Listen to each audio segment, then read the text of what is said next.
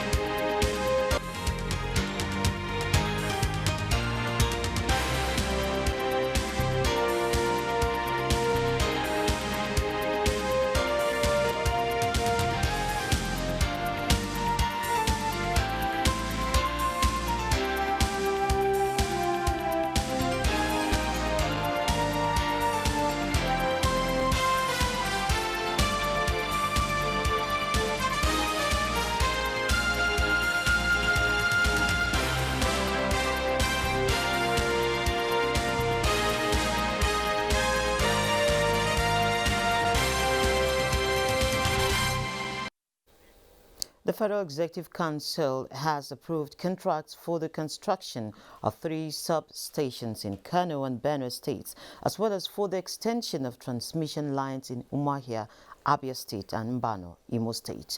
The Minister of Power, Mamman Sali, stated this after the 37th Federal Virtual Cabinet meeting presided over by President Muhammadu Buhari on Wednesday. Sali said Council approved the construction of 3 substations, 2 in Kano State and 1 in Benue State, where he puts the cost for the extension of transmission lines in Abia and Imo States at $506,324.4 and 3 plus 34,034,034,000 naira local content on the amount for the construction of 3 substations in Zakibiam, Benue State, and Bichi in Kano State. The one in Zakibiam is $8.6 million, while the local content is 2.08 billion naira. For now, there's been complaint that more power is being produced and is being wheeled out. So all these contracts is about improving the capacity of the TCN so that when this electricity is produced, it will get to our homes. The federal government has hacked up the capital budget of the National Identity Management Commission, NIMC, from 500 million naira to 5 billion naira, presenting the new condition and scheme of service to the Director General of NITDA. Pentami, the Minister for Digital Economy, said the new scheme and conditions of service will enable the agency effectively key into the digital economy mandate of the federal government, enhance the corporate culture of the agency, attract and retain highly skilled staff, amongst others. Key areas in the new scheme of service include the introduction of paternity and compassionate leave, responsible award transfer benefits, and staff home owner loan, among others. And not ignore any negligence from NITDA. We must ensure that the performance is enhanced significantly. The agency has been transformed in line with the National Digital Economy Policy. We have recalibrated all our initiatives to align with your vision and Mr. President's drive to diversify our economy and to make Nigeria a leading digital economy. Also, the Minister of Communications and Digital Economy, Sepantami, and the Executive Vice Chairman, Nigerian Communications Commission (NCC), Professor Umar Ambata, urged telecommunications and ICT experts across West Africa to be ambitious towards the speedy growth of the sector. They added that the increased regional collaboration would speed up the development of a seamless telecommunications network and infrastructure across West Africa. They maintained that through the formulation and implementation of sound regulatory policies, programs and initiatives, the regional body would achieve its objectives. The United Arab Emirates UAE says Nigeria remained the largest economy in West Africa, and this was contained in a statement signed by the Embassy of UAE in Abuja, which states that the embassy had commenced a series of trade and investment promotion activities aimed at bolstering the bilateral trade and investment volume between Nigeria and the UAE. The trade promotion initiative is coordinated in collaboration with the UAE International Investment Council, UAEIIC, the UAE Ministry of Economy, and the Federal Ministry of Industry, Trade and Investment in Nigeria. The initiative focuses on attracting key industry stakeholders and investors across all sectors in Nigeria and the UAE in a bid to develop and explore future trade opportunities. Let's now see how much the Naira is exchanging for against other currencies.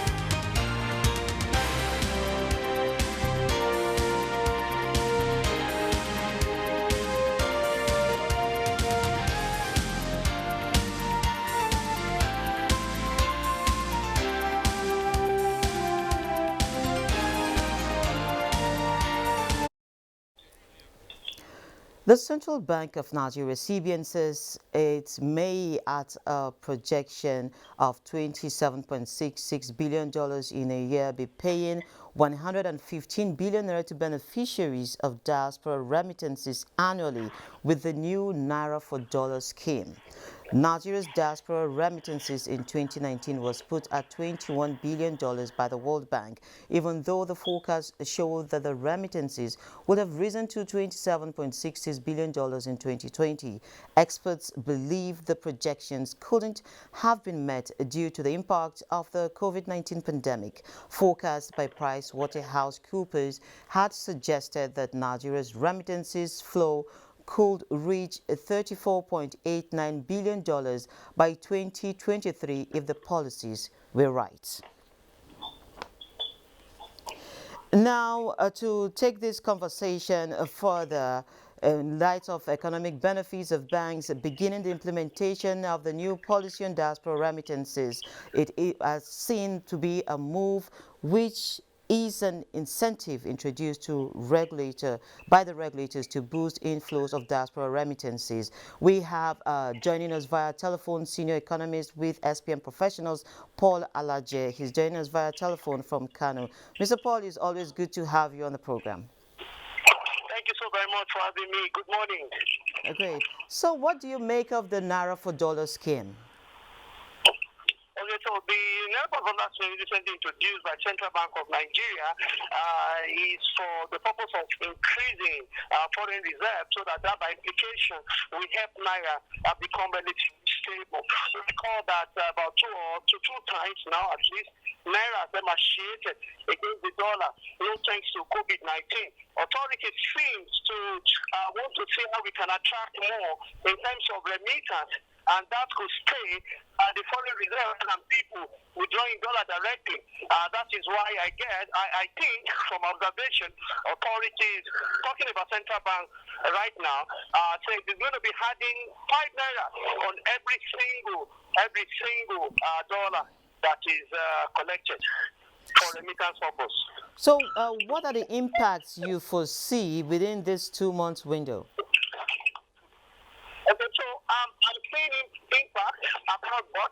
The first impact I'm seeing is that other things being equal, we're going to see a significant increase in foreign reserve as more and more who want to collect remittances may go for the option of naira. Other things being equal.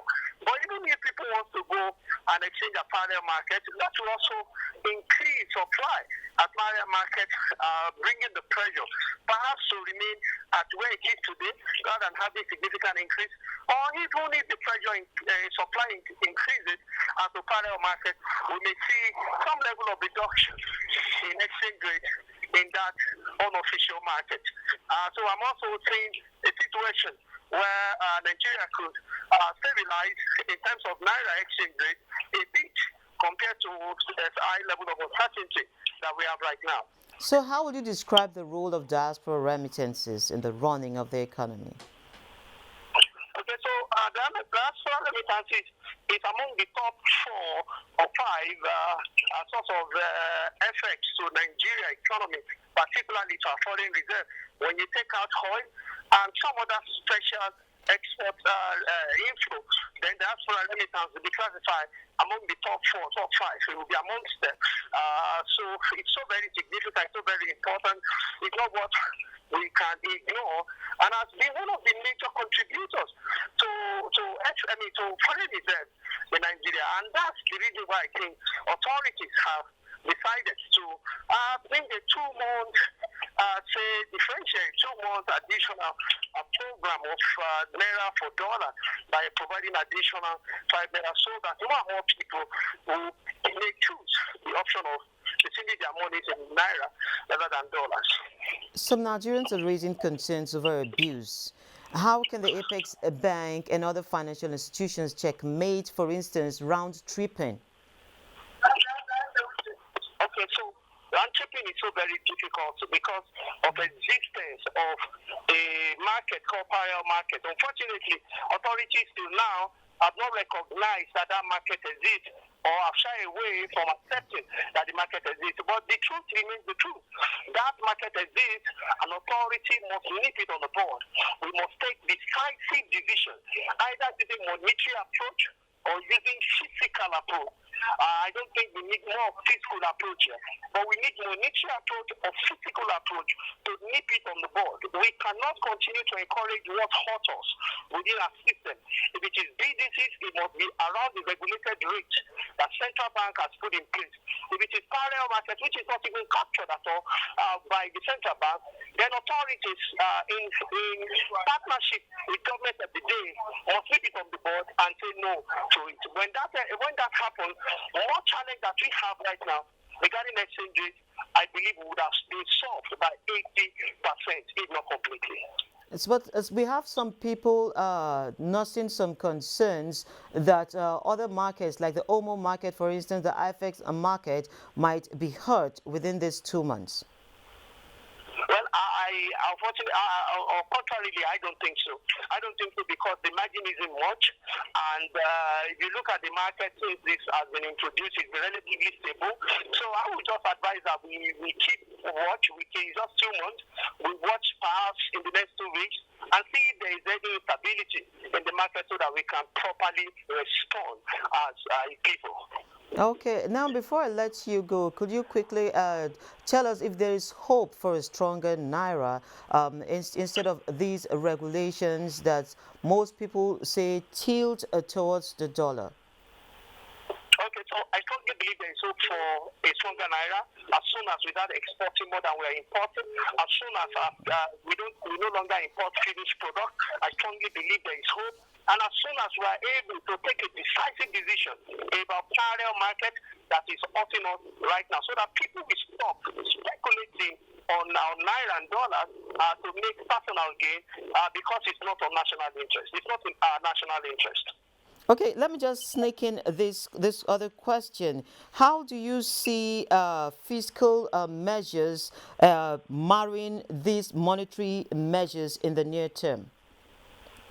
Well, fiscal responsibility is clearly different from that of monetary responsibility. Fiscal responsibility is clearly has to do with strategy around government expenditure and also taxation, government revenue. So it's a bit different. Yet it is malleable, but to a large extent in this particular remittance, if they are zeroing it down on remittances, it is largely different, except if we want to now consider some other economic variables. But speaking to a large extent, a monetary authority will need to do what they need to do. However, the support of government is needed where parallel market is hurting, starting from the Federal Capital Territory, of course, the economic capital Lagos, and by extension to Kano, where what is ubiquitous is the collection of dollars and taking it to parallel market for some for extra gain. If that market is not there, I believe everyone will be on the same page, and we can have naira not beyond 400 naira as we should have it today. Okay, thank you very much. We're speaking with Paul Alaje of SPM Professionals from Kano. Thank you for coming on the program this morning. Thank you so very much for having me, and good morning. Great. You have a nice one. And our Surviving COVID-19 series for today is the story of a food vendor whom, despite the challenge posed by coronavirus, she's still able to ensure her business is still afloat.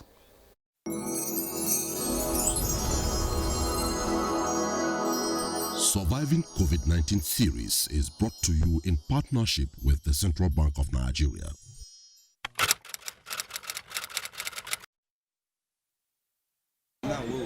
Before COVID-19, business is better than now because it took cost like yam, rice, everything high. So no one, where something not too much cost. At least when you buy your own, you see your own inside. If you sell your own, you see your own inside. But this one, you go hustle from morning till night, you not say anything.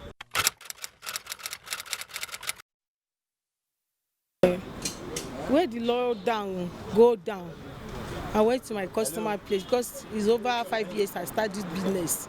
I started to beg them to give me credit. So I used to manage anyone that I sell. I used to settle the one I collect the next day. That is what I used to do till I balance now.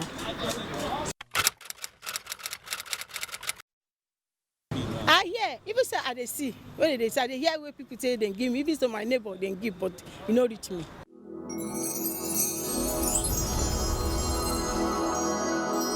Surviving COVID-19 series is brought to you in partnership with the Central Bank of Nigeria.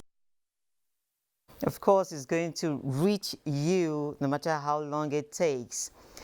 Now, let's take a trip to the commodities market to see how it is faring this Thursday.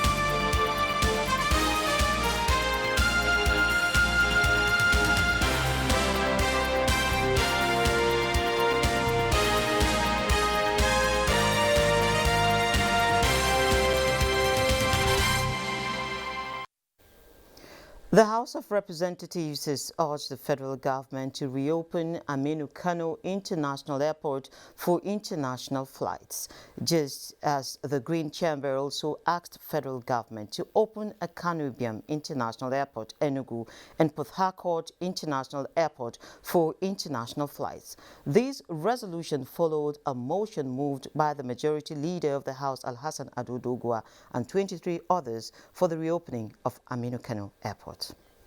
Of the 5 international airports in Nigeria, effective from Saturday, 21st March 2020, Malam Aminu Kano International Airport, Kano, Makia, Akanu Ibiam International Airport, Enugu, in Enugu State, Port Harcourt International Airport, Omoaga, in Rivers State. The motion raised by House Leader and 33 others noted the loss of revenue and the attendant stress on businesses in the affected regions.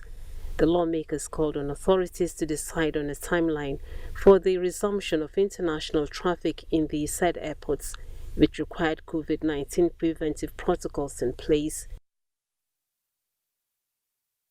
Okay, let's just bring you up to speed that just yesterday the Nigerian Stock Exchange fully demutualized, and that sent the bargain hunters to go on rampage with the market closing on positive notes. And away from home, we're seeing some sort of marginal movements in Asian markets. And for more on the European markets and other markets, let us join Neka Oko. Asia markets traded broadly higher Thursday following a relatively strong finish on Wall Street overnight after U.S. lawmakers passed the $1.9 trillion coronavirus relief package. The Nikkei 225 in Japan rose 0.60%. The Shanghai Composite was up 2.31%, while the Hong Kong Hang Seng Index added 1.17%. European stocks are expected to open higher Thursday as markets react to positive momentum stateside following the final approval of President Joe Biden's $1.9 trillion COVID-19 relief bill. London's FTSE is seen opening 0.07% higher at 6,725.60. Germany's DAX 40 points higher at 14,574. And CAC 40 of France up 16 points at 6,004. U.S. stocks rose in early trading Thursday after the market's blue chip average set another record high during the regular session. Contracts for the Dow Jones Industrial Average added 142 points. Those for the S&P 500 climbed 0.6% higher, while Nasdaq 100 jumped 1.11%. Neka Oko, Business Express. Well, thank you, Neka. And this is, of course, where we're in this edition of Business Express. Do remember to keep in touch with us. So do send in your questions, comments, observations, and suggestions. Also be informed that you can catch up with us on all previous episodes that are available on YouTube on the NTA's channel. You can communicate with us on Twitter as well, and the handle is NTA News Now. Don't forget to use the hashtag BizEx. Business Express returns Friday at 3 p.m. Be safe out there. I'm Leah Katun. Baba Tunde.